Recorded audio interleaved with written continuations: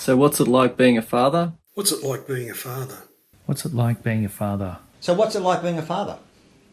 Well, I used to have more hair. I'd have to say it's a true delight.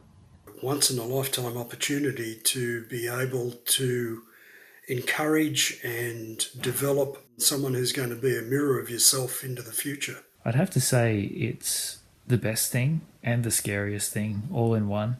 It's a roller coaster ride full of ups and downs. But it's actually wonderful. I love it. I love being a father. It also makes you very appreciative of what your parents have done for you. It's a privilege. I wouldn't have it any other way. You can see the result of the time that you spend in trying to be a parent to your children. I'm not sure whether I'm a good one, but my kids will think that when they're the same age as me and have the same amount of hair. What do you do to build a relationship with your children? We just spend time with them. It's working out what type of person they are and starting to find activities that really enter their world, which is the real challenge of it too. Sometimes what we think is something that they enjoy is not always the case. But anyway, it's fun working it out, and I love that part of parenting. I try and spend time with them, but they're not interested. I do give them money. It's about being involved in their schooling, in their extracurricular activities, giving them guidance. I've always worked, or mainly always worked from home since they were little. So I've always been there for meals, so we can chat. But also, as a collective, you've got to be fair, and you've got to be seen to be fair. And that's a challenge in itself too. We go out and we go for drives, pretty much driving around, going to cafes, just talking about stuff. Yeah, it's good. You have such a short opportunity to be with them and be able to guide them. So it's something worth treasuring. Now that they are grown up, we still have regular meals together. We go to the beach, we have picnics, we go boating, we holiday. What's most challenging about being a father? Trying to connect with God in each moment and asking for His advice, His wisdom and His strength in everything that you do with your kids. You've now got to make room for somebody else in your life. It's not just about yourself, it's about the needs of someone else. Knowing when to give advice and when to just let them work it out by themselves. And what's the best thing about being a father?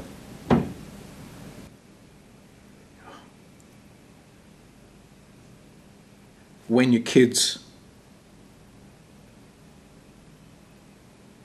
create something out of nothing that is based on love. As a grandfather, I can look back and be very proud of my children and what they've become and the people that they are, and now that they're parents, I have the part-time opportunity of being able to be a parent to my grandchildren in a way. And that's, once again, a great experience to see them developing and becoming little people in their own right. And you see them treat someone that they care for in a way that's better than the way you treat other people. That's just awesome. Happy Father's Day, everybody, and welcome to the first Sunday of spring. For this Father's Day, it's been a challenging time for many people with the COVID pandemic and everything that's been happening for people. So I thought to encourage us, I would speak about one of the many fathers described in the Bible who serve as great and positive role models for us. Except that, as I looked in my Bible, I was reminded of the Bible's habit of giving us real and unvarnished characterizations of people. The Bible gives us lots of examples of imperfect fathers. And in a kind of way, it's actually encouraging for us, I reckon, because for those of us who are fathers, in some ways it's good to know that we're not the first people to be imperfect fathers. And for those of us who have had fathers or have fathers, maybe it's good to know that we are not the first people to have imperfect fathers. And yet, the role of fathers can be so important for us. And so I thought of some of the better fathers in the Bible. Noah did mostly fairly well, even if his family must have said, "We're going to build a what?" Family was a big deal for Job. And we can only guess what positive influence Joseph, the husband of Mary, had on the child Jesus and the teenager Jesus. And of course, we can't go past the description in the Bible of the description of God as Father. As we read through the various descriptions of God in the Bible, I like the comment, God makes a great motherly father. God makes a great motherly father. Being a great father is not a matter of following rigid and unmovable role descriptions. The common Greek word for love in the Bible is agape. And agape love is the unswerving commitment to act for the ultimate welfare of the person being loved. Agape love is the unswerving commitment to act for the ultimate welfare of the people being loved.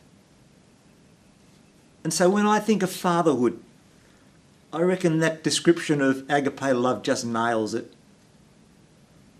Great fatherhood is the unswerving commitment to act for the ultimate welfare of the people who are being loved. So I was thinking about who to speak about for Father's Day, and I thought about one father's encounter with Jesus that is briefly described in the Gospels for us. The context is, Jesus has just cast out a legion of demons from two men on the eastern side of the Sea of Galilee. And Jesus has now returned to the western side of Sea of Galilee, and Jesus most likely is in the town of Capernaum, at the base of Jesus' ministry in the area. And then, according to Mark and Luke, a man comes up pushing through the crowd, nudging them out of the way, who are gathered around Jesus. And the reason why the crowd let him through may be because he's one of the town leaders. His name is Jairus, and he's a leader of the town synagogue. A number of us from church have actually been to Capernaum, and we've seen the site of the synagogue, the very place where this story most likely happened. So as a leader of the synagogue, Jairus is a guy who has authority. He has prestige. And so we can imagine Jairus just demanding that the crowd kind of make way for him. And we can imagine Jairus striding up through the crowd to Jesus and eyeballing him eye to eye. But it doesn't happen that way. Matthew, Mark and Luke all tell us Jairus comes and he just falls at the feet of Jesus. So why would this leader of the synagogue embarrass himself and do that? The reason is Jairus' 12-year-old daughter is ill, at the cusp of what was considered womanhood in Jewish society. Jairus' daughter's life is draining from her. She is critically ill. For some people, particularly for men, their status and their role in life is really important for them. In normal circumstances, there's no way that this leader of the synagogue would publicly humiliate himself by falling at the feet of an itinerant miracle worker. But this is not a normal circumstance. For this father, Jairus, his love for his daughter way outweighs any need for him to publicly promote himself. Jairus here is willing to do anything, including to publicly embarrass himself, if it means the survival of his daughter. What was that definition of agape love again? It's the unswerving commitment to act for the ultimate welfare of the person being loved. And it's exactly what Jairus is doing here at the feet of Jesus. And so fervently Jairus pleads with Jesus. Jairus begs, "My daughter is dying. Please come and lay your hands on her." Heal her so that she may live. As a pastor, I've done a fair bit of hospital visiting. But whenever I have to enter a children's ward, I feel this lump in my stomach. There's something about a child being seriously ill that is gut-wrenching. And so already in this story, we're given a crystal clear understanding of where Jairus' priorities lie. Number one priority for Jairus here above everything, because of his love, is the survival of his daughter. And some of us may have felt at some time in some way like Jairus here, and we will never forget it. Characteristic number one we learn about Jairus as a father is his love for his daughter, and it's a love that leads him to be willing to do anything for her. And then there's a second characteristic we learn about Jairus in the opening verses of this story. We aren't told much about Jairus' faith, except for his belief that Jesus is the only hope left for him. It's amazing how when life closes in, that the reality of whatever faith we have can become really, really important for us. Does God always answer our prayers for healing? In what sometimes may feel like a tragedy at the time, God doesn't always heal in the way that we expect him to. Sometimes God does. But can we learn and believe that God is present and active and caring in some way in every situation? Faith is a journey for all of us that we're constantly learning. If we are willing, even when things can be really difficult for us. First characteristic for this father, Jairus, is his love for his daughter. Second characteristic is his belief in Jesus, for whatever his belief in Jesus means for him. So what is one of the greatest things a parent can ever do for their families? It's to be genuinely on the journey of faith for themselves. It starts as we're willing to humble ourselves, to honestly confess to God our self-centeredness and our failings, even our failings as parents, and to know God's forgiveness and acceptance of us through what Jesus has done for us as we commit ourselves as followers of Jesus. Families need to see in their parents what guides them and motivates them. Families need to see their parents' faith in Jesus. For Jairus, here first it's his love for his daughter. Second, it's his trust in Jesus. And then, to Jairus' enormous relief, we are told that Jesus turns around and he goes with him. At last, Jairus thinks, maybe there is still hope that my daughter will live. And we can imagine the anxiety and the tension that Jairus must be feeling, with the crowd massing around him. Come on, Jesus, come on, quick. We can't waste a second. But then there's someone else in the crowd this day who desperately needs help from Jesus. There's a woman who suffered internal bleeding for 12 years. Her sickness has gone for the same time as the full life of Jairus' daughter, 12 years. And no one can help this woman. And so the best she can do in the midst of this crowd is just to go up secretly and just touch the edge of Jesus' cloak. And then, as a result, to her amazement, she is instantly healed. And now all she wants to do is to just get out of here and secretly escape. But Jesus has noticed it. Her act of touching Jesus has made him ceremonially unclean to be touched by a sick woman. But Jesus doesn't care about that. But Jesus does care about the woman. And so then, to Jairus' massive frustration, Jesus stops and Jesus starts talking to the woman. Meanwhile, Jairus is going nuts with anxiety. Jesus, don't stop. Don't talk. My daughter is dying. We cannot wait. Sometimes when it comes to the most important things in our lives, it can be so hard to have to wait. In parenthood, we may learn self-giving love as maybe we've never given love before.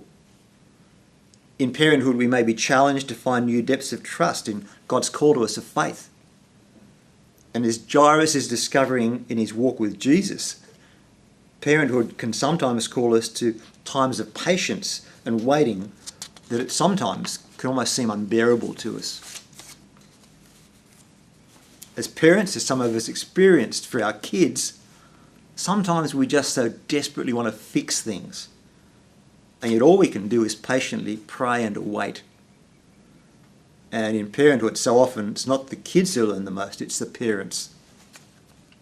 And all Jairus can do is just stand there and watch as Jesus stops and starts talking to this woman. And then the worst news of all comes for Jairus. The messengers arrive to tell Jairus of the death of his daughter.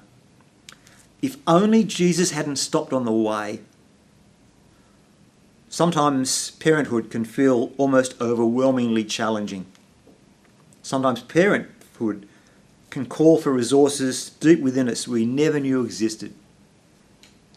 And things can happen for parents that they never tell you about before you have kids. And my guess is that the news about his daughter, Jairus just crumbles. Jesus has been talking to the woman, but out the corner of his eye, Jesus has also been watching Jairus. And Jesus has been listening to the news from the messengers. And so Jesus turns to Jairus and says, "Don't be afraid, just have faith." What? And sometimes God may call us to have faith in his goodwill for us, even when things on the surface may appear totally dire for us. And I don't know how Jairus finds the strength to keep on walking with Jesus, but he does. And so together they walk on to Jairus' house.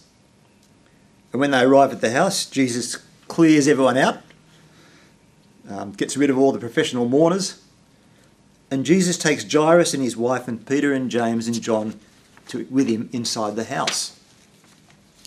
And then while the parents are watching, Jesus takes the dead girl by the hand. In touching a dead body, for a second time in this story, Jesus makes himself ceremonially unclean. But Jesus doesn't care about that.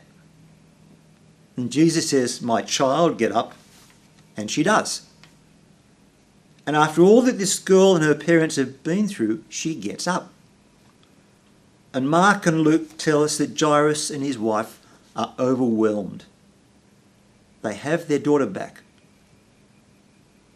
It would be wonderful if every story of parents and their kids had an ending like this one. And we know from experience it doesn't always happen. And God calls us to care and to pray and to support one another through whatever may happen. But on this Father's Day, the story of Jairus and his daughter has a roll call of deeply significant reminders for us. There's firstly God's call for us to love, both as parents and as families. It's our commitment to agape. It's our unswerving commitment to act for the ultimate welfare of one another. Second, there's God's constant call for each of us in the journey to deeper trust and faith in God. The greatest gift we can give to the people we love is our example and encouragement of faith to them. Third great reminder for us from Jairus' story is God's call to patience and perseverance. For the times when Jesus seems to have paused in taking us where we want to get to, and we so desperately just want to fix things. And all we can do is to wait and to pray and to trust in Jesus. And waiting patiently doesn't come easy to many of us. But it's often when God does his greatest work within us. And fourthly, on this Father's Day, it's our commitment to keep on walking in faith with Jesus, like Jairus does, even when things outwardly may seem overwhelmingly difficult for us. And as so many of us have discovered looking back, it's amazing what God can do, even when we go through the deepest difficulties. There's a final small special touch to the story that Mark and Luke briefly mention. After Jesus has raised Jairus' daughter from the dead, Jesus says to give her something to eat. And it's the kind of small detail that only a parent would think of. Because of all that Jairus and his wife have been through, it's kind of like Jesus here steps in to become the little girl's parent.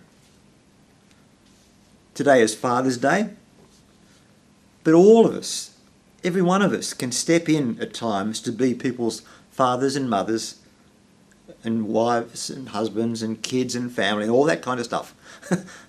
The things we've talked about today can apply to all of us, and not just for the people we are biologically connected with.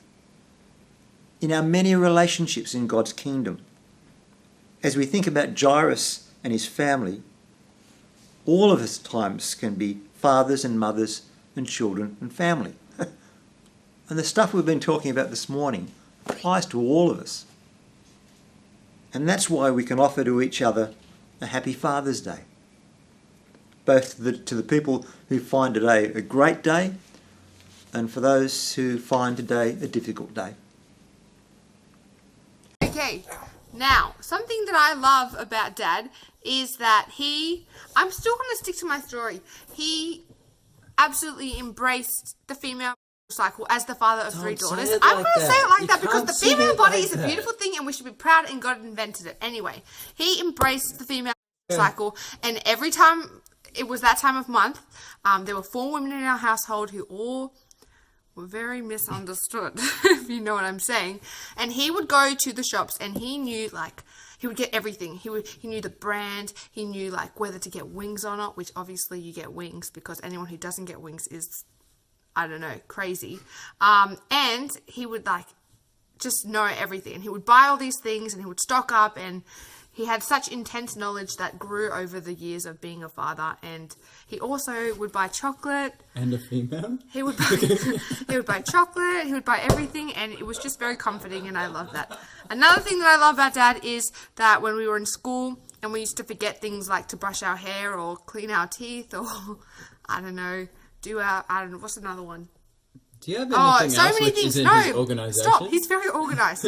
Anyway, he would have literally everything in the centre of his car in a compartment, you know, that glove boxy thing, and he would just whip it out, and it doesn't matter what we would forget, like breath mints, I don't know, he would have it, and it was great. Anyway, that's Panadol, Nurofen, all the goodies, you know where it's at, but he knew where it was at, and it was in the middle of his car. But anyway, that's what I love about Dad as a father of 3 daughters. Now on to Joshua. Hello, it's a sunny day in this house of ours. Dad is cool because he has a lot of knowledge and Hawaiian shirts. And you know what? Which one does he have more of? I don't know. Probably Hawaiian shirts. But, you know, that just tells you because he's a very smart boy. So that's a lot of... Oh, my goodness. But anyway, onto the actual sentimental stuff. Thanks, Dad, for just being there and being a hectic person who's always there for his family. And you have shown me a good example of being a father.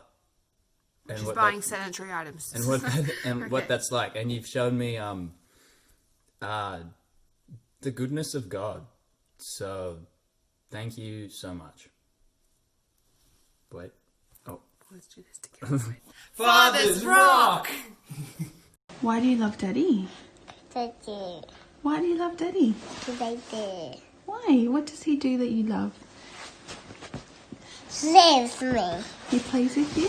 Yeah. And what else does he do? He lets me swim outside. Yep. What does Daddy do that makes you laugh? Me up in the sky. Puts you up in the sky? Does he do anything else? Gymnastics.